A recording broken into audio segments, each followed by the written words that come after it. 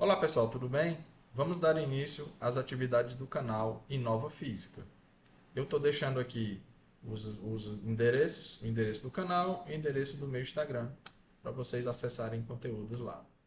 Bom, esse é um projeto de extensão através da Universidade Federal do Piauí e também faço parte do programa de pós-graduação em Física.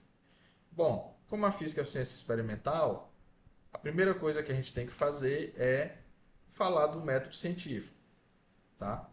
Então nós vamos estudar aqui Eletrodinâmica Clássica, por um livro muito conhecido, o livro do Jackson, Mecânica Quântica, por outro livro muito conhecido, do Sakurai, e Mecânica Estatística, por outro livro conhecido também, do Patria.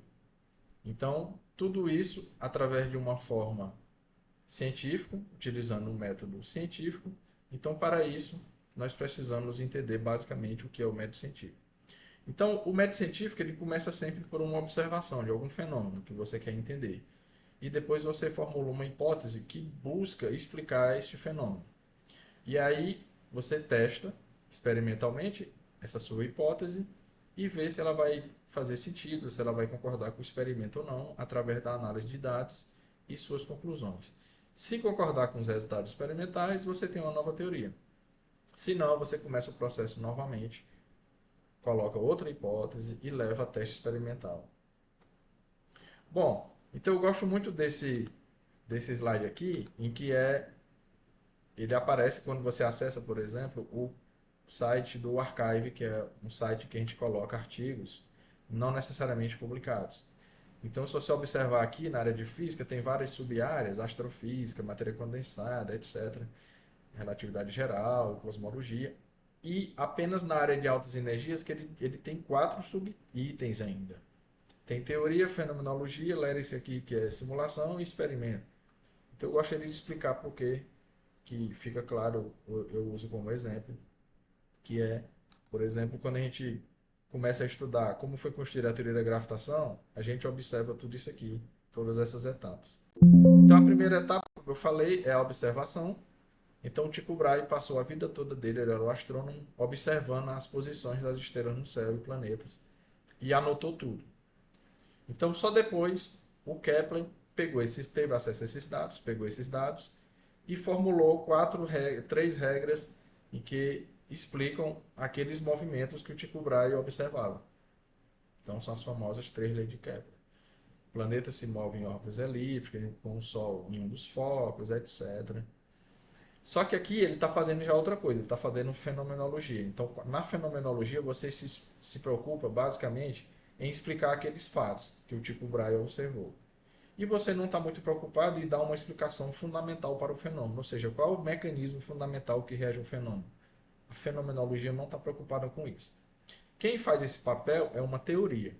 Então, Newton formulou a teoria da gravitação e descobriu qual era o fenômeno fundamental que tinha por trás, o mecanismo fundamental, que é simplesmente a atração entre dois corpos massivos.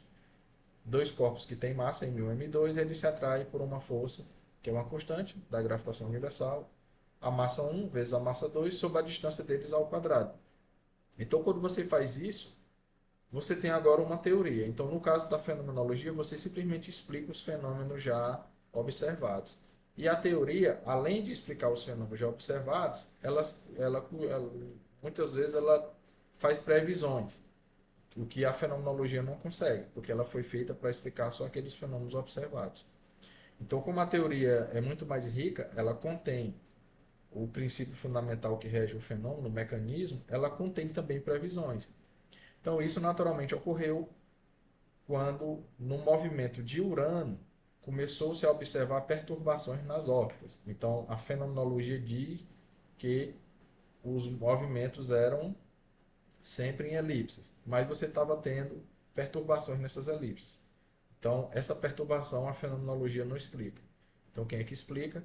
É a teoria de Newton. Você inclui essas perturbações na teoria e você chega a mostrar justamente as perturbações que você está observando. E essas perturbações só são possíveis se você tiver a existência de um planeta próximo a Urano, que no caso era Netuno.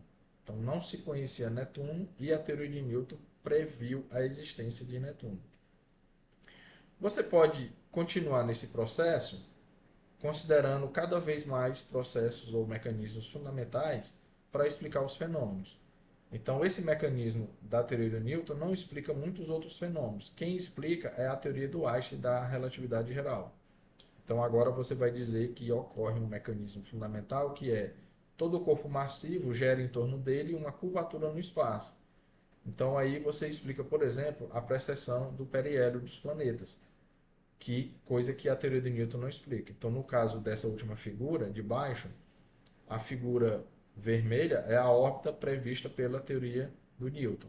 E essas órbitas azuis são as perturbações ou as órbitas perturbadas dos planetas, em que só são explicados pela teoria do Einstein. O outro fenômeno também que a teoria do Newton não explica é a deflexão da propagação da luz quando passa próximo ao Sol. Isso foi medido aqui em Sobral, no Ceará, que só pode ser explicado se o Sol curva o espaço. Então, a teoria de Newton não explica. E muitos outros fenômenos, como a existência de buracos negros, ondas gravitacionais, etc. O outro caso semelhante que eu queria falar era no caso simples que todo mundo pode fazer, que é colocar um lápis dentro de um copo d'água. Então você vê como se o lápis estivesse quebrado, ou torto. Como é que você explica isso? O Snell fez algo semelhante ao Kepler. Ele enunciou 3 regras que explicam esse fenômeno. Só que ele não sabe qual é o mecanismo fundamental que está por trás disso. Então ele está fazendo fenomenologia. Depois chegaram muitas outras pessoas. Eu fiz questão de não colocar ninguém aqui, porque são várias pessoas. Você tem o Coulomb, o Faraday, o Ampère, são várias pessoas. E também o Maxwell que explicou esse último termo. E aí muitas vezes a gente chama equações de Maxwell, mas são muitas pessoas aí. Assim como na teoria de Newton você teve o Kepler, você teve o Tycho Brahe, muitas pessoas. E depois o Einstein. Mas enfim. Então são conhecidas como as equações de Einstein, então, ou equações de Maxwell. Então essas equações são o princípio fundamental, contém os princípios fundamentais de qualquer fenômeno eletromagnético clássico, que é o que nós vamos estudar pelo livro do Jackson. Você pode também usar como uma forma, às vezes que você não tem acesso ao experimento, você pode simular o experimento. Então, no caso aqui, a simulação de um sistema magnético que pode atrair um material, um metal, e você simula, por exemplo, aqui no caso, a magnetização, ela começa de um valor ali diferente de zero e vai a zero na temperatura crítica, que é justamente essa curva aqui experimental, essa curva de cima. Então você está vendo uma linha sólida, que é a linha teórica, exata, e os pontinhos, as bolinhas, são o cálculo aproximado, muito bem aproximado, por isso que fica bem em cima da curva teórica. E essa linha pontilhada de baixo é uma aproximação, não é uma boa aproximação, chamada de aproximação do campo médio. Você também tem um fenômeno semelhante, que pode ser estudado com o mesmo ferramental matemático, observado em gases, e tem também fluidos, que é um fenômeno que todo mundo pode realizar, que é simplesmente esquentar uma água numa panela. Então, esse fenômeno é explicado com a mesma matemática que os dois anteriores. Então, como é que você faz? De novo, você propõe uma teoria fenomenológica que vai dar uma certa explicação, mas que não contém o mecanismo fundamental. E aí você resolve numa aproximação e explica aquilo ali mais ou menos, mas só que depois você tem que ter uma teoria. Você busca por uma teoria. Então essa curva pontilhada é a aproximação de Landau. Ela não é muito boa, mas ela já dá uma certa luz no fenômeno. E aí quem resolveu de forma exata, em 2 dimensões, foi o Onseca, que ganhou o prêmio Nobel e reproduz justamente essa curva que a gente viu anteriormente. No caso de 3 dimensões, você não resolve exatamente até hoje. Então quem formulou a teoria foi o Kenneth Wilson, com um grupo de renormalização, e ele consegue usar alguns artifícios matemáticos, diagramas de Feynman, que a gente pode falar disso depois, e consegue expressões aproximadas para os expoentes, só que expressões muito boas, que concordam muito bem com o experimento.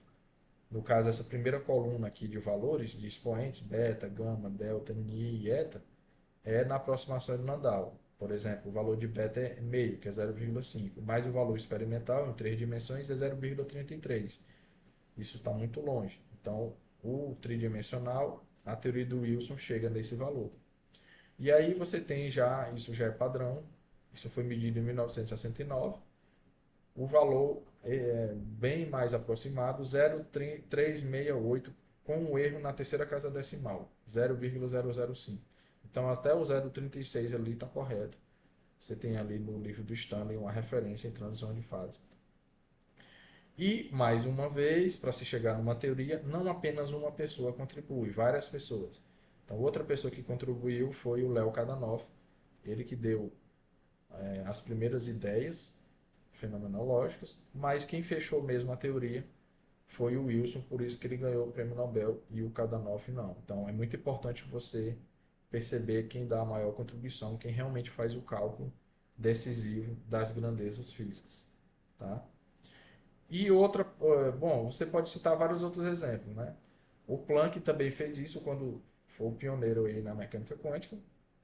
E ele tem um livro muito interessante que se chama Filosofia da Física, que é justamente o caso aqui que ele tentou explicar a radiação do corpo negro e o cálculo clássico não dava certo, que essa curva da esquerda passava muito longe dessa segunda curva que concorda com o experimento. E ele afirma no livro dele que ele teve que fazer hipóteses que eram contrárias ao que ele pensava do mundo físico. Tudo isso para concordar com o experimento. Então ele finaliza o livro dele dizendo que a filosofia da física é essa. Você tem que colocar ideias, mesmo que sejam contra as suas ideias na sua mente, mas que tem que concordar com o experimento. Tá? Então, no caso da física quântica, são ideias muito intuitivas que você tem que colocar, mas que dão certo com o experimento.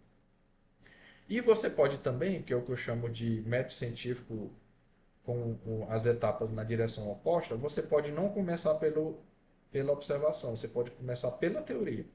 Aí você faz o contrário. Você lança a teoria e procura algum experimento que é explicado pela sua teoria. Então isso aconteceu no caso do bóson de Higgs, ele foi previsto aí na década de 60 e só foi descoberto agora em 1912 e o Higgs e o Englert ganharam o prêmio Nobel justamente fazendo essa inversão, tá? Então essa inversão também é possível você já chegar com uma teoria e procurar um experimento que aquela sua teoria explique.